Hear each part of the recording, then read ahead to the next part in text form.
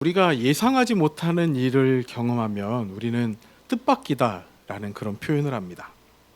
이 뜻밖이다라는 말을 사전적으로 이렇게 정의를 하더라고요. 전혀 생각이나 예상을 하지 못한다라는 의미라고 해요. 즉 내가 생각할 수 있는 범위 밖, 뜻 밖, 그렇게 뜻 밖에서 일어난 일이라는 거예요. 자, 우리 성도님들이 경험하셨던 일들 중에서는 어떤 일이 가장 뜻밖의 일이었는지가 궁금합니다. 예를 들면 여러분들이 고등학교 동창회에 가셨다고 생각을 해보겠습니다. 공부에는 전혀 관심도 없고 반에서 꼴찌하고 수업 시간마다 자던 학생이 동창회 갔는데 큰 회사에 대표가 있는 겁니다. 그 누구보다도 찌질했던 그 애가 번듯하게 정말로 큰 회사에 그럴듯한 대표가 되어 있는 거예요. 정말 뜻밖인 일인 거죠.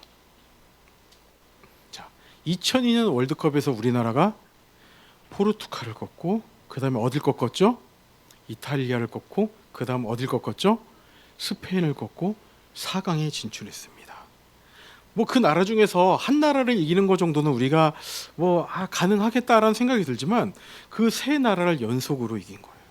어떻게 보면 정말 뜻밖이면서도 너무나 기뻐할 일이었죠. 그렇기 때문에 2002년 당시에 온 나라가 기쁨과 열광의 도가니였습니다. 이처럼 일어나기 힘든 일이나 예상하지 못했던 일들이 일어날 때 우리는 그것을 뜻밖이라고 해요. 뜻밖. 평소에 내가 생각할 수조차 없었던 것, 그것을 이제 우리는 뜻밖이라고 표현한다는 거예요. 자, 그런데 생각해 보시면 이런 경우도 있는 것 같아요. 내게는 뜻밖의 일이지만 다른 사람들에게는 뜻밖의 일이 아닌 거죠. 나는 당연히 그런 일이 일어날 줄 알았어 라고 생각한다는 거예요. 그러니까 이 뜻밖이라고 할 때 이 뜻은 내가 생각하는 내 기준이라는 것, 그것을 한번 이제 머리에 염두에 두시기 바랍니다. 제가 목회자가 된 것은 여러분들에게는 뭐 당연하고 그럴 만한 일이었을 수 있겠지만 제가 목회를 시작할 당시에 저희 부모님에게서는 정말 뜻밖의 일이었을 거라는 거예요. 즉 어떤 일이 생겼을 때 그 일이 누군가에게는 뜻밖의 일이 될 수도 있지만 또 누군가에게는 당연히 일어날 수도 있는 일이 된다는 것을 여러분들에게 말씀을 드리면서 우리 그런 생각을 가지고 오늘 본문을 접해 보도록 하겠습니다. 자, 마태, 마가, 누가복음에는요 모두 다 예수님의 출생에 관한 기록이 기록되어 있습니다. 마태는요 이렇게 얘기를 하고 있어요. 아브라함과 다윗의 자손 예수 그리스도의 계보라. 이제 마태는 유대인들을 염두에 두고 복음서를 기록했습니다.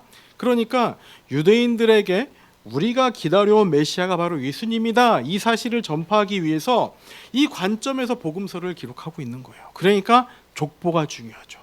족보가. 그리고 마가는 이렇게 시작하고 있습니다.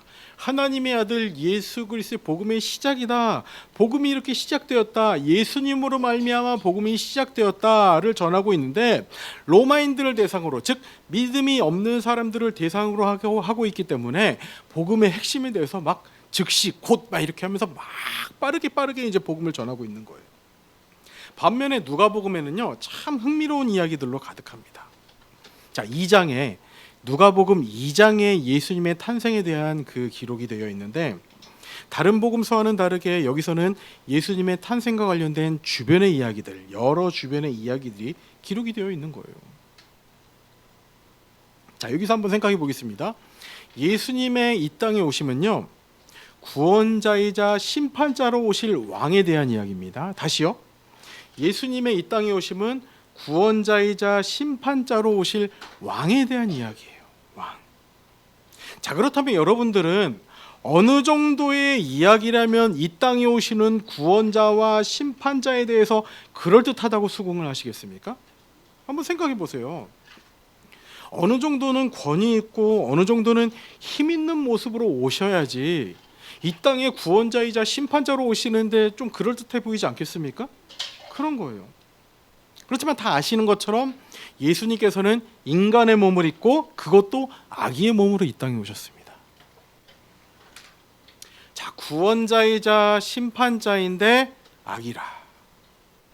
뜻밖의 일인 거예요. 뜻밖의 일. 그런데요 예수님의 탄생을 준비하던 그 많은 이야기들 또한 뜻밖의 이야기들로 가득하다는 거예요.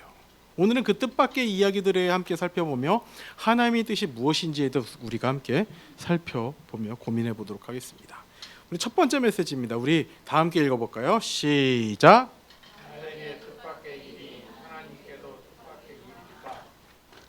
나에게 뜻밖의 일이 과연 하나님께도 뜻밖일까 하는 것이죠. 나에게 뜻밖의 일인데 과연 그것이 하나님께도 뜻밖일까? 결론부터 말씀을 드리면 대답은 예일까요? 아닐까요? 아니라는 거예요. 저는 그래서 이 표현을요, 뜻 아니라고 표현을 해봤습니다. 내 생각의 범주에서 일어나는 일을 뜻밖이라고 할 때, 그렇다면 하나님께서 행하시는 일들은 뜻 안에 있다는 것이죠. 오늘 설교의 제목처럼 나에게는, 우리에게는 뜻밖의 일이지만 하나님께는 뜻 안의 일이다라고 제가 정리를 해본 거예요. 하나님의 뜻 안에 있다는 것, 하나님께서는 이미 하나님의 계획 안에서 정확하게 일하고 계시고 알고 계신다는 의미인 것이죠. 자, 방금 전에도 말씀드렸지만 구원자이자 심판자인데 인간의 몸으로, 그것도 아기의 몸으로 이 땅에 오셨다? 이 또한 정말 뜻밖의 일이라고 말씀드렸습니다. 그러나 하나님의 관점에서는 뜻 안에 있었던 일이라는 거예요. 이미 계획하신 일이고 정확한 일이라는 겁니다. 그런데요, 예수님의 탄생에 관한 이야기뿐만 아니라 주변에 있었던 이야기도 마찬가지입니다. 이 1장 본문에는요, 크게 두 가지 사건이 기록되어 있어요. 근데 이 두 가지 사건 또한 뜻밖의 이야기가 펼쳐집니다. 첫 번째는요, 천사가 사가랴와 엘리사벳에게 찾아가요. 두 번째는 천사가 마리아에게 찾아갑니다. 자, 첫 번째 사건부터 다시 한번 살펴보도록 하겠습니다. 엘리사벳은요, 오랜 시간 아이를 가지지 못했습니다. 그때 천사가 사가랴와 엘리사벳에게 찾아오는 거예요. 그리고 아들 세례 요한의 출생에 대해서 이야기를 해줍니다. 사가랴는 이 사실을 믿지 못했죠. 아유, 나이 많아 늙었는데 어떻게 그런 일이 가능하겠습니까? 라고 되묻자 천사 가브리엘은 사가랴가 세례 요한이 태어날 때까지 말을 하지 못할 것이다 라고 이야기를 합니다. 그리고 두 번째 사건은 천사 가브리엘이 마리아를 찾아오는 거예요. 그리고 예수님을 낳을 것이라고 이야기를 하죠. 자, 이 두 가지 사건, 오랜 시간 아이를 가지지 못했던 엘리사벳이 아이를 가진 일, 여러분 정말 뜻밖입니다. 그리고 그 증거로 천사가 사가랴의 입을 막아 사가랴가 말을 하지 못하게 한 것, 이 또한 뜻밖의 일인 거예요. 근데 더 뜻밖인 일은 처녀인 마리아에게서 메시아가 태어날 거라는 겁니다. 특히 마리아에게 일어난 일은 뜻밖의 일이었을 뿐만이 아니라 정혼자였던 요셉에게도 엄청난 충격이었을 것이고, 정식 혼인 전에 아이를 뵌 사실이 알려지면 사람들에게 돌에 맞아 죽을 위협이 처해진다는 거였어요. 근데 여기서 우리는 아주 놀라운 진리를 발견하게 됩니다. 하나님의 나라는요, 여러분, 하나님의 나라는 전부 다 우리에게는 뜻밖의 일들로부터 시작된다는 거예요. 다시요. 하나님 나라의 일들은요, 전부 다 우리에게는 뜻밖의 일들로 가득합니다. 정말 우리가 예상할 수 없는 일들로 하나님의 나라가 이루어져가고 있다는 거예요. 창세기 가장 처음부터 그래요. 여러분 창세기 1장 1절 잘 아시죠? 어떻게 기록되고 있죠? 태초에 하나님이 천지를 창조하시니라. 근데 그 뒤에 이어지는 2절의 말씀이 뭔지 아세요? 이렇게 기록을 하고 있어요. 다 함께 읽어보도록 하겠습니다. 시작. 땅이 혼돈하고 공허하며 흑암이 깊음 위에 있고 하나님의 영은 수면 위에 운행하시니라. 자, 보세요. 이 2절 말씀이 창조 전의 상태인지, 혼돈하고 공허하며 흑암이 깊음 위에 있다는 것이 창조 전의 상태인지 창조 직후의 상태인지에 대해서는 신학자들의 의견이 분분합니다. 일단 그런 복잡한 논의들은 다 접어두고라서도 2절 끝부분에 뭐라고 기록되어 있어요? 하나님의 영은 수면 위에 운행하신다라는 거예요. 즉 성령이 수면 위에 운행하신다는 거죠. 근데 여기서 이 운행하신다는 단어가 뭐 운전한다 그런 의미가 아니라 마치 닭이 알을 품고 있는 그런 품고 있다라는 의미의 단어인 거예요. 보듬어 주고 계시다라는 겁니다.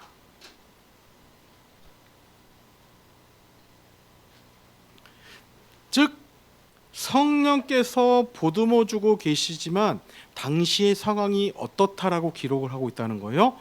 혼돈하고 공허하며 흑암이 깊음 위에 있다는 것이죠. 이해가 되십니까? 정말 뜻밖입니다. 성령님께서 함께 하시는데 혼돈하고 공허하며 흑암이 깊다라는 거예요. 뿐만 아닙니다. 창세기 11장에 바벨탑 사건이 있어요. 이 사건 이후에 하나님께서는 이제 아브라함을 통해서 하나님의 나라를 이뤄갈 계획이 있으셨습니다. 그런데 아브라함을 통해 이뤄갈 하나님 나라의 가장 큰 문제가 뭐였어요? 아브라함에게 뭐가 없었습니까? 자식이 없었다는 거예요. 자식이. 게다가 아브라함의 아버지는 무슨 일을 했던 사람입니까? 우상을 파는 우상 장사꾼이었다라는 거예요. 정말 뜻밖이죠. 우상 장사 아들에게 하나님 나라의 일을 맡긴다라는 거예요. 자녀가 없는데, 자식이 없는데 대를 이어 하나님 나라를 이뤄가겠다는 거예요. 마찬가지로 다른 일도 있습니다. 다윗 왕조는 어떻게 시작이 되었습니까? 다윗을 기름 부어 세울 사무엘의 탄생에서 시작이 되었는데, 사무엘은 누구에서 태어납니까? 오랜 시간 아이를 가지지 못했던 누구로부터 시작되는 거예요? 한나로부터 시작되는 거예요. 한나라고 대답했나요? 한나부터 시작되는 거예요. 자, 이쯤 되면 여러분 한 가지 궁금증이 생기셔야 됩니다. 성경을 보면 이처럼 하나님 나라의 중대한 일을 두고서 아이를 낳지 못하는 일들이 참 많이 기록이 되어 있어요. 그렇죠? 오늘 본문의 사가랴와 엘리사벳도 마찬가지입니다. 그런데 여기서 우리가 궁금해야 하는 것이 무엇인가 하면, 자, 당시에 아이를 가지지 못하는 것이 어느 정도의 무게감이 있냐 하는 것이었죠. 당시에 불임, 아이를 가지지 못한다는 것은요, 수치와 조롱을 받는다는 의미였습니다. 놀림거리가 된다는 거예요. 저 사람은 무슨 힘이 있어서 아이를 갖지 못해? 왜 아들을 못 낳아? 이 정도로 조롱을 당하는, 조롱의 대상이었다라는 겁니다. 뭐 지금에야 상상할 수 없는 일이지만 우리나라도 예전에 보면은 뭐 아들 못 낳는 거, 뭐 더 거슬러 올라가 조선시대 가면 뭐 이렇게 그런 일들이 비일비재하지 않았습니까? 자식이 없는 것, 대를 잇지 못하는 것, 수치와 조롱의 대상이었다는 거예요. 자, 그럼 이렇게 하나님 나라를 이뤄가는 정말로 중요한 이야기들 가운데, 어떻게 보면 가장 중요한 이야기들 가운데 잘 갖춰지고 완벽한 상태가 아니라 무엇인가 부족해 보이는 그 이유가 무엇일까요? 조롱과 수치를 받는 상황에서 시작하는 것이죠. 그 상태로는 뭔가 제대로 이루어지지 않을 상황에서 시작된다는 것이죠. 무엇이요? 완벽해야 할 하나님 나라가 그렇다라는 거예요.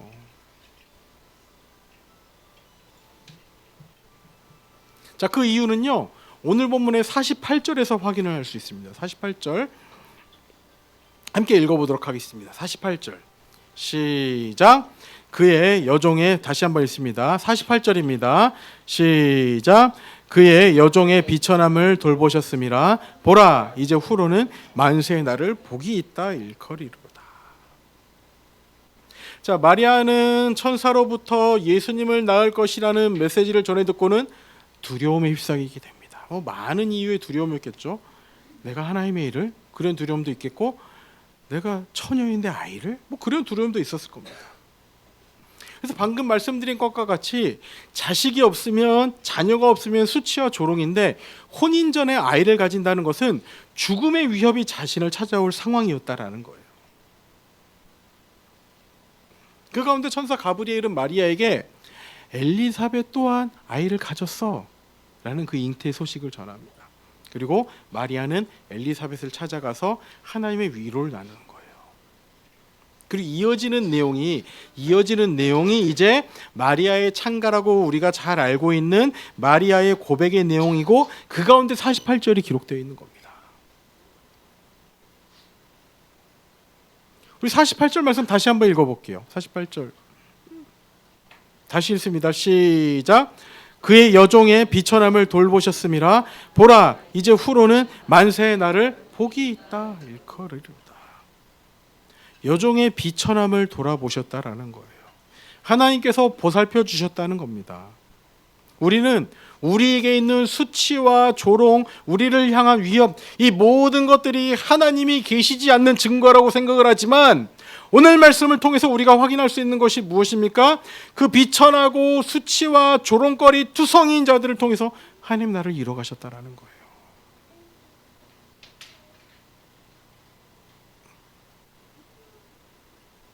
그 비천을 돌보시는 하나님을 통해서, 그 비천한 자를 통해서 하나님 나라가 이루어졌다는 겁니다.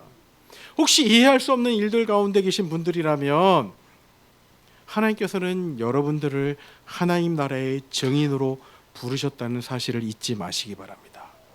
예수님의 오심이 뜻밖이었듯, 그리고 예수님의 오심을 준비했던 많은 자들에게 뜻밖의 일들 투성이었듯이 우리에게 있는 뜻밖의 일들조차 또한 예수님의 오심을 준비하고 예수님을 만나는데 너무나도 귀한 밑거름이 됨을 확신하시기 바랍니다.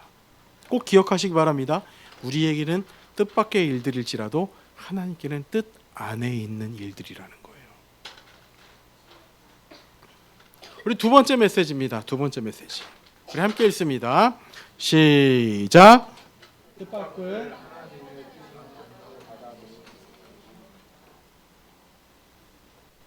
자, 여러분, 이 뜻밖을요, 뜻밖의 일들을 하나님의 뜻 안으로 받아들이는 것이 믿음이라는 거예요. 자, 수많은 뜻밖의 일들 속에서도 하나님 나라는 이루어집니다. 아멘이십니까? 우리에게 믿음의 고백이 필요하다는 거예요. 우리 47절 말씀 다 같이 읽어보도록 하겠습니다. 47절입니다. 시작. 내 마음이 하나님 내 주를 기뻐하였으며. 자, 마리아의 고백이에요. 내 마음이 하나님 내 구주를 기뻐하였다라고 말씀하고 있습니다. 자, 여기서 구주라는 단어를 한번 보시기 바랍니다. 구주, 내 구주. 영어로는요, my savior예요. 나를 구해 주셨다는 의미예요. 자, 그 구주라는 단어, 이 구주라는 단어를 접할 때 여러분들은 질문이 한 가지 떠오르셔야 됩니다. 구주, 즉 구세주가 태어나지도 않았는데, 그리고 구원에 관한 어떤 역사도 시작되지 않았는데 어떻게 마리아는 구세주, 나를 구원해 줄 자를 통해서 기뻐한다는 고백을 할 수 있을까에 대한 질문이 떠오르셔야 되는 거예요. 자, 50절부터 55절을 읽어보시면 구원자께서 하신 일이 마치 이미 전부 다 이루어진 것처럼 고백을 하고 있다는 겁니다. 오히려 자신 앞에는 지금 죽음의 위협이 언제 다가올지 모르는 다른 사람이 저 처녀인데 애를 가졌네, 그 사실을 알게 되면 죽을지도 모르는 상황이 지금 자신의 눈앞에 있는데 지금 구원이 이미 이르렀다고 선언하는 찬양을 지금 마리아가 하고 있다는 거예요. 어떻게 이것이 가능하냐는 것이죠. 저는 그 핵심이 49절에 있다고 확신합니다. 우리 다 함께 읽어보도록 하겠습니다. 오늘 핵심 구절입니다. 시작. 능하신 이가 큰 일을 내게 행하셨으니 그 이름 거룩하시며. 다시 한번 읽습니다. 시작. 능하신 이가 큰 일을 내게 행하셨으니 그 이름 거룩하시며. 나의 고백이라 생각하고 다시 한번 읽습니다. 시작. 능하신 이가 큰 일을 내게 행하셨으니 그 이름 거룩하시며.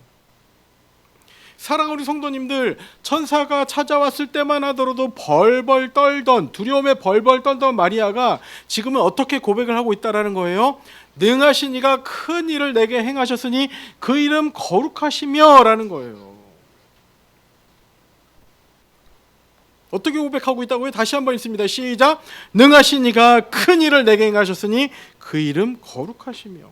자, 이 고백을 하기까지 두 가지 일입니다. 두 가지 일. 첫 번째 38절 이렇게 기록되어 있어요. 마리아가 이르되 주의 여종이오니 말씀대로 내게 이루어지이다 하매 천사가 떠나가니라.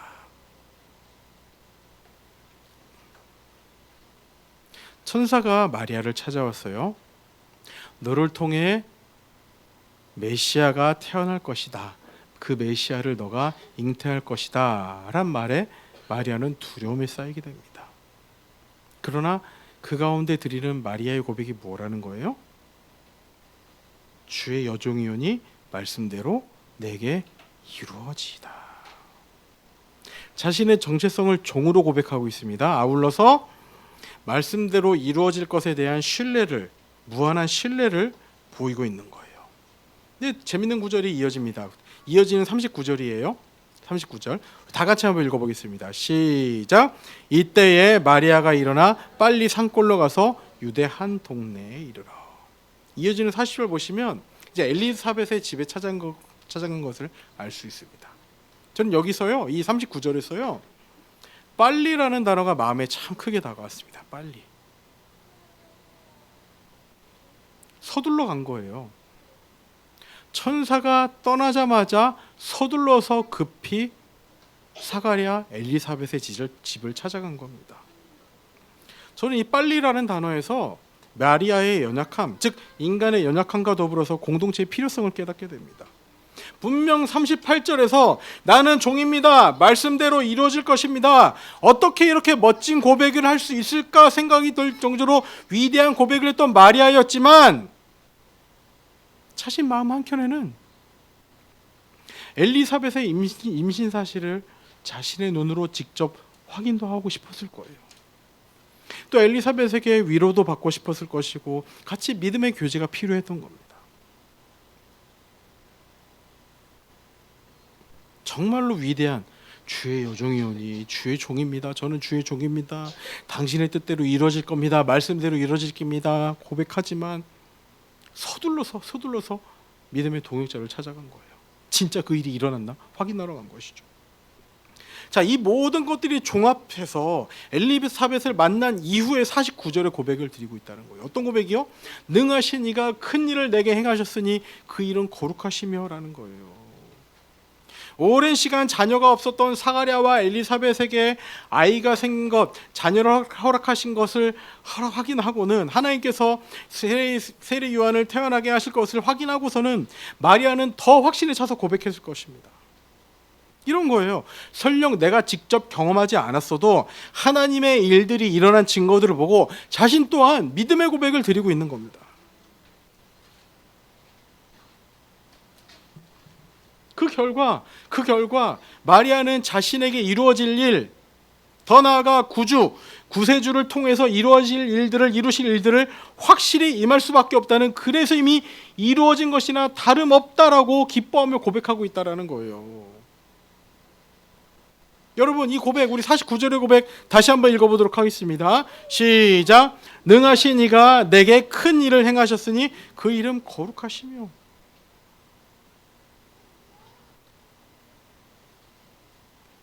아직 이루어지지 않았지만, 아직 두려움에 쌓여 있을 수밖에 없는 상황이지만, 그래도 마리아는 하나님을 향해 능하신 이라고 고백을 하고 있습니다. 여러분 아멘이십니까?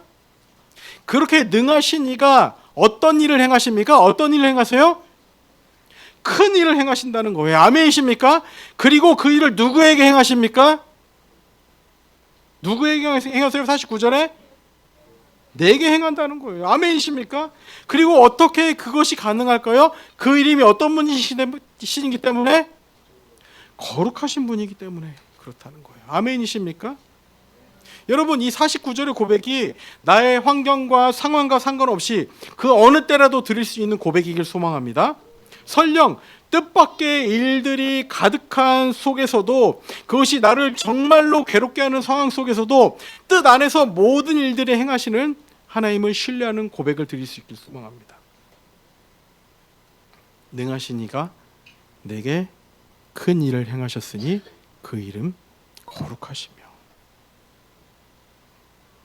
이 고백이 나의 고백이 되시기를 소망합니다.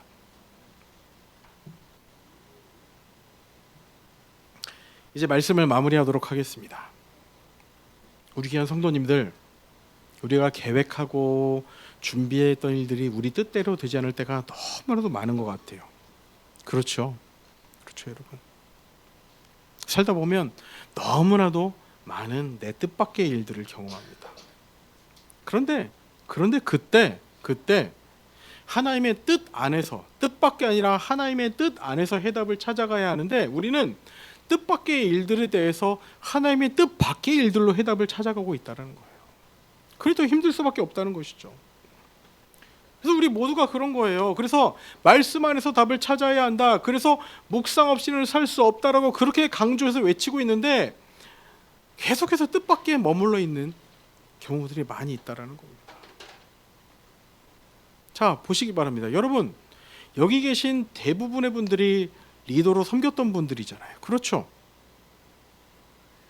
훈련 때는 30분 기도, 매일 묵상 빼먹지 않던 분들이잖아요. 그렇죠? 심지어는 D형 큐티까지 했던 사람들이잖아요. 그리고 영혼을 섬겼던 사람들이잖아요.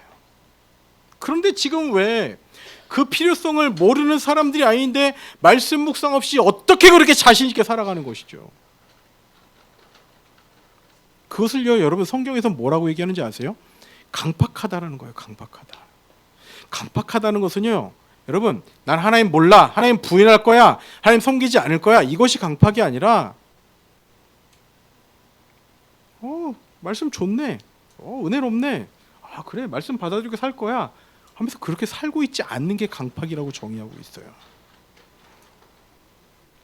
여러분, 지난주에 결단해야 된다 그렇게 힘놓아 외쳤지만 일주일이 지난 지금 여러분 어떤 결단을 하셨습니까?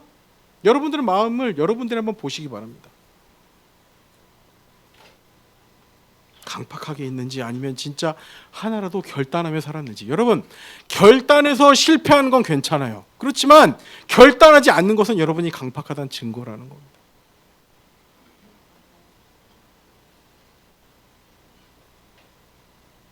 마리아는요, 여러분, 말씀대로 내게 이루어지길 원합니다 라고 고백한 이후에도 서둘러 하나님의 증거를 찾아서 엘리사벳을 찾아갔는데도 그 자신의 연약한 가운데 그 결단을 드리며 믿음의 동역자를 찾아간 거예요. 그런데 말씀 없이 어떻게 그렇게 자신 있게 살아갈 수 있냐라는 것이죠.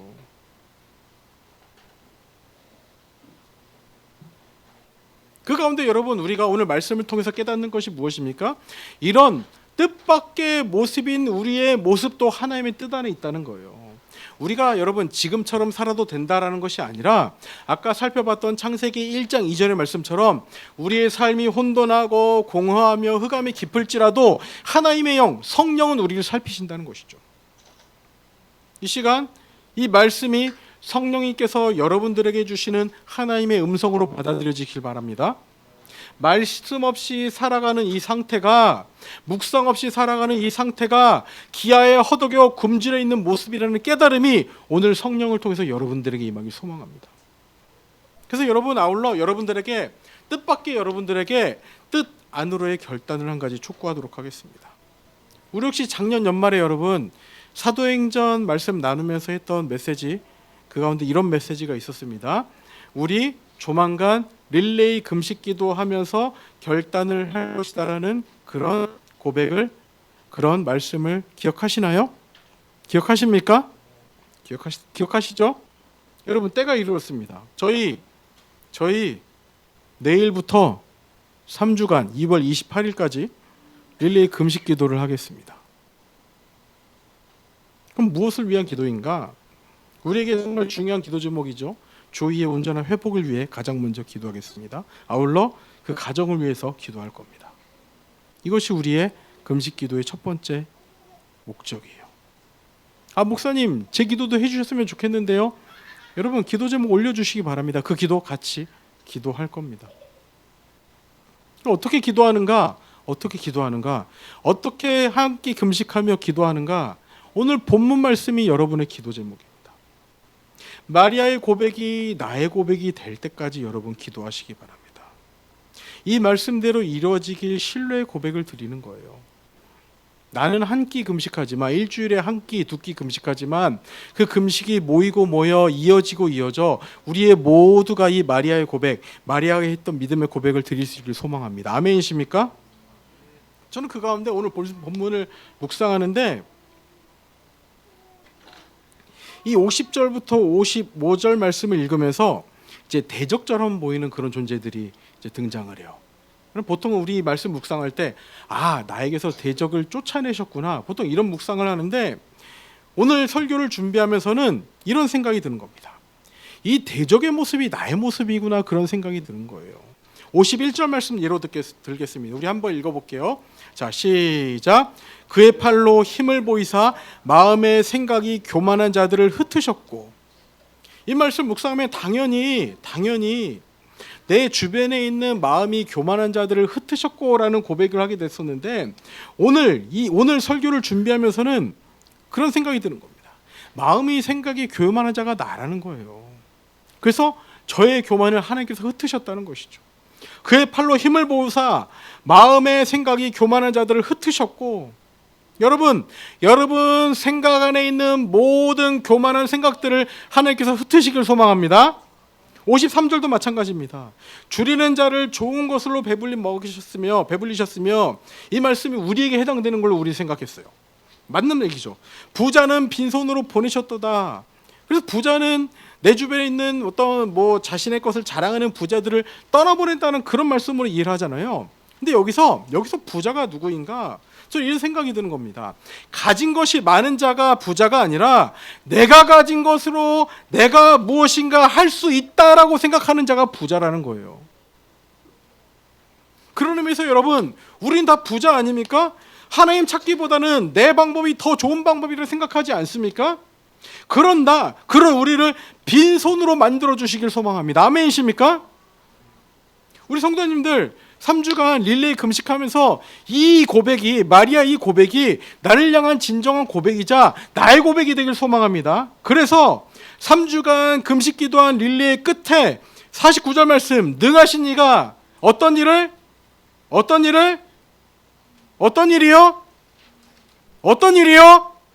큰 일을 누구에게? 내게 어떻게 하셨습니까? 행하셨으니. 누가 그 일을 행하셨어요? 그 이름이 어떤 분? 거룩한 분이 그렇게 하셨다라는 거예요.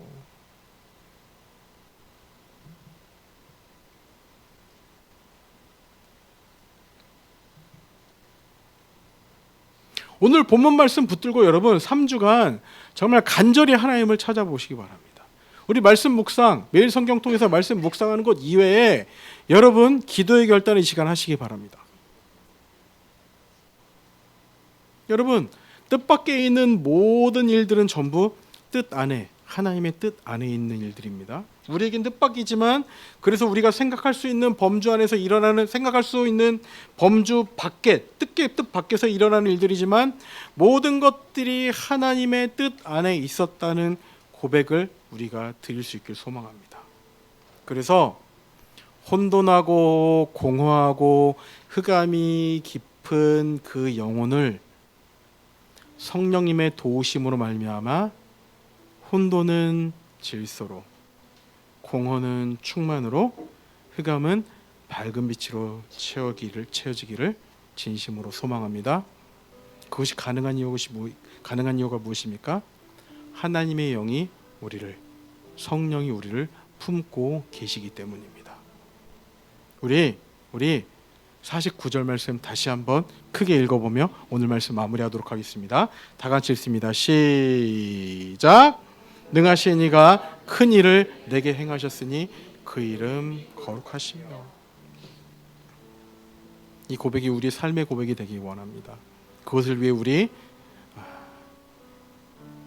말씀의 결단, 기도의 결단이 있기 원합니다.